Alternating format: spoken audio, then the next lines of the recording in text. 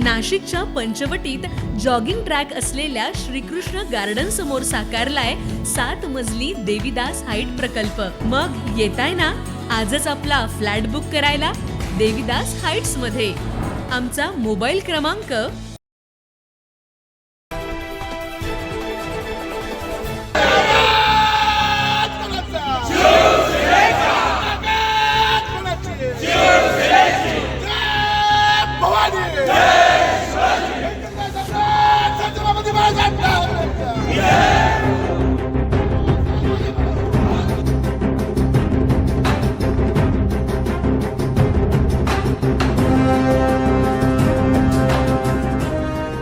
प्रादेशिक परिवहन कार्यालयाच्या नवीन नियमावलीच्या नावाखाली शालेय विद्यार्थी वाहतूक करणाऱ्या वाहनांवर सुरू असलेल्या अवाजवी आणि जाचक दंडात्मक कारवाई विरोधात आज महाराष्ट्र वाहतूक सेनेच्या वतीनं नाशिक आरटीओ कार्यालयावर मोर्चा काढण्यात आला।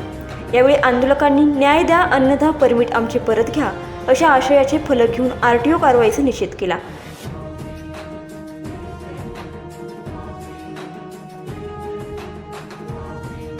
शिवसेना महाराष्ट्र वाहतूक सेना यांच्या वतीनं आणि अध्यक्ष अजिम सय्यद यांच्या नेतृत्वात काढण्यात आलेल्या या मोर्चानं संपूर्ण नाशिककरांचं लक्ष वेधून घेतलं।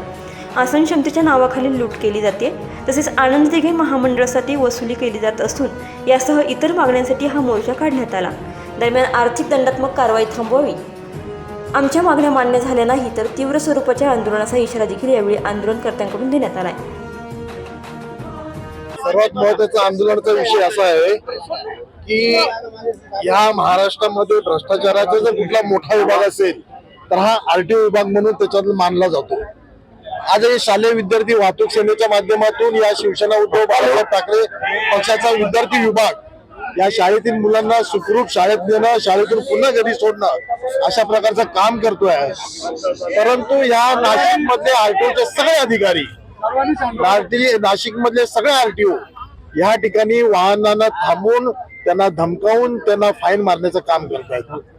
असं कुठेतरी त्यांचं काम चालू आहे का की तुम्ही जी वाहनं चालवताय त्याच्यापेक्षा तुम्ही खासगी वाहनं चालवा आणि आम्हाला हप्ते द्या।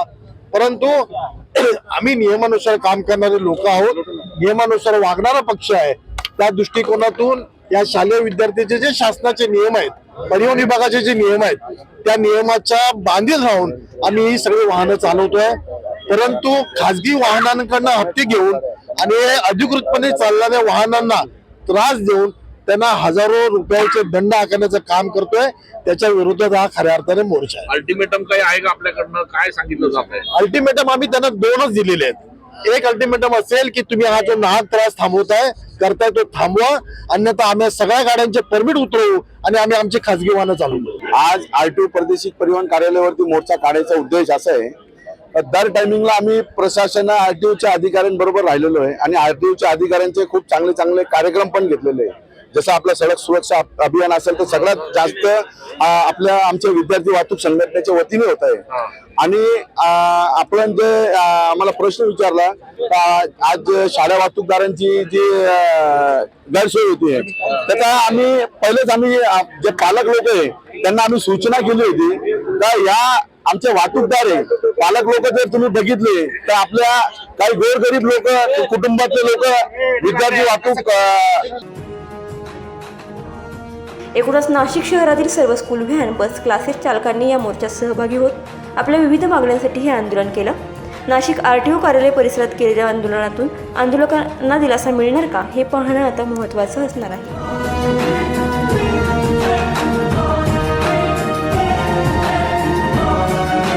9 न्यूज महाराष्ट्रासाठी प्रतिनिधी इसाक कुरेशी, नाशिक।